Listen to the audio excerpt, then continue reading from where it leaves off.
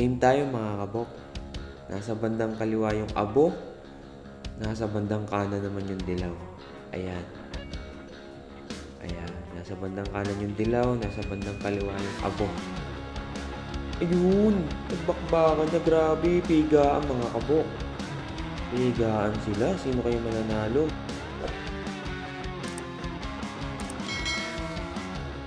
Eto na mga kabok ang ating paglalabanin. Isang kulay dilaw na nasa bandang kanan, laban sa kulay abo na nasa bandang kaliwa. Pumili na kayo kung sa tingin nyo sino mananalo bago ko paglabanin at i-comment nyo sa baba mga kabok.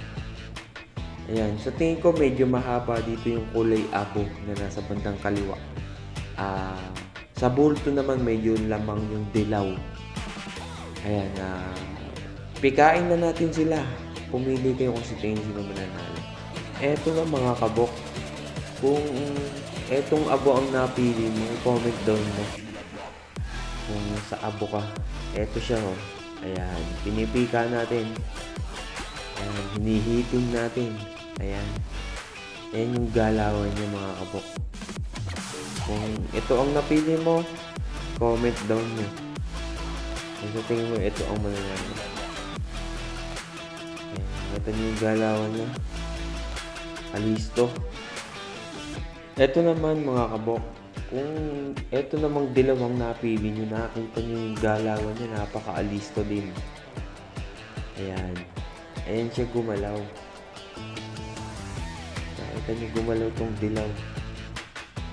Ayan ang pinipika din natin. Parang alisto din. Ayan. Comment down kung sa abo ka o sa dilaw.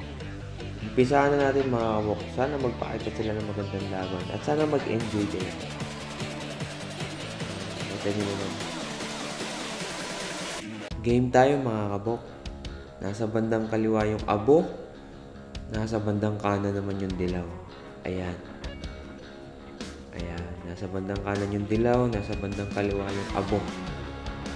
Ayun, nagbakbakan na. Grabe, pigaan mga kabok. Pigaan sila. Sino kayo mananalo? Parehas nagpapakawala ng sapot. Sino kaya?